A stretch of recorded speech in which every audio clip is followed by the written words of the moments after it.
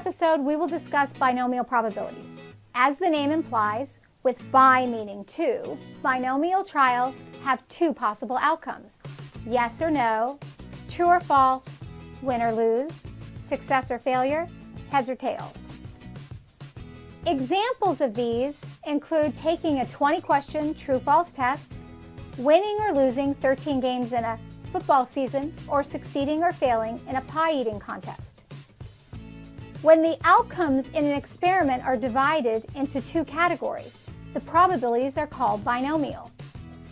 In these examples, also called Bernoulli trials, after the mathematician James Bernoulli, the probability remains constant throughout all repetitions. A binomial trial is defined by the following conditions. 1. There are a fixed number of observations n. The number of observations is not random, but chosen ahead of time. Number 2. Each observation is independent. This means that one trial does not influence another. 3. Each trial has two possible outcomes, which we will call success and failure. For each trial, the probability of success p remains the same. We will let p be the probability of success on a single trial. Then q is the probability of failure. Just note that while we call p the probability of success, it does not necessarily mean winning. It could be that we define success as whether or not someone has ever seen a UFO, and failure if they have not.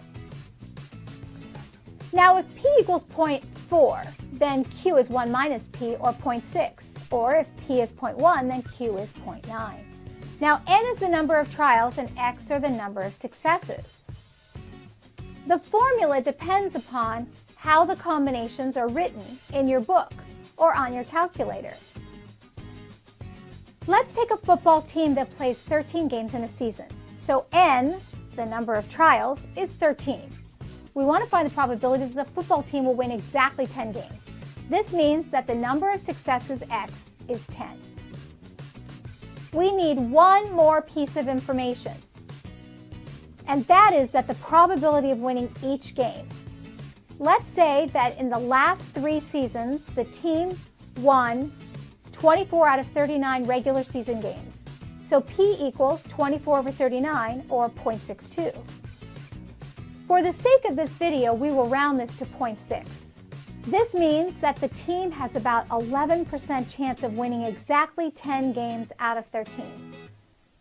Now, we can do this using the calculator, but in most statistics books, there is a binomial probability table in which you can look up the answer.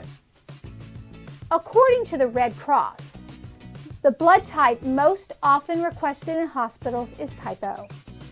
Also, according to the Red Cross, 7% of the people in the United States have O-negative blood type. However, O-negative blood type donors are universal donors because their blood can be given to people of all blood types. This means that if the patient needs blood, but the blood type is unknown, like for newborns who need blood, O-negative type is used.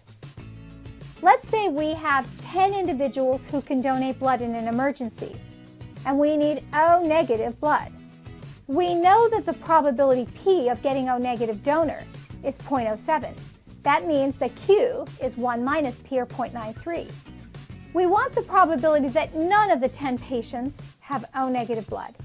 P equals the probability of success, a donor with O-negative blood, which is 0.07. Q is the probability of failure, which is 0.93. X is the number of successes, which is 0. And N is the number of blood donors, which is 10.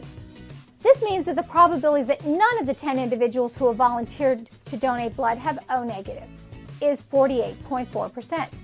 That's really high. If this was your emergency or that of your child, you would want to have more people on hand to donate. On the other hand, if you know that there's a 48.4% chance that no donors have O-negative, then there is a 1 minus 48.4% that there is.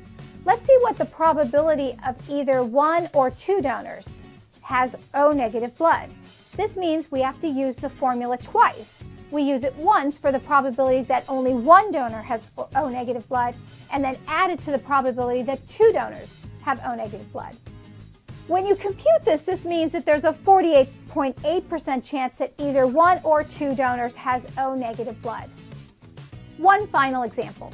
Students often want to know what the chances of getting all the answers right on a true-false test. Let's say we have a 10-question true-false test. First, check to see if we can use a binomial probability distribution. 1. There are a fixed number of observations, n. In our case, n is 10. 2. Each observation is independent. The effect of one true or false answer does not influence the next. 3. Each trial has 2 possible outcomes. There are only 2 possible outcomes, either true or false. 4. For each trial, the probability success, p, remains the same. The probability of guessing each question right is 0.5, so let's try it. We have the combination of 10 things taken 10 at a time, times the probability of success, which is 0.5, to the number of successes, which is 10, to the number of failures, which is 0. So we have 0.000097656. I am so sorry, y'all.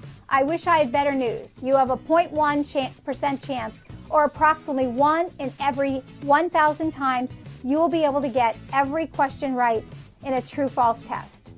In this episode, we discussed binomial probabilities. Try a few. They can actually be fun.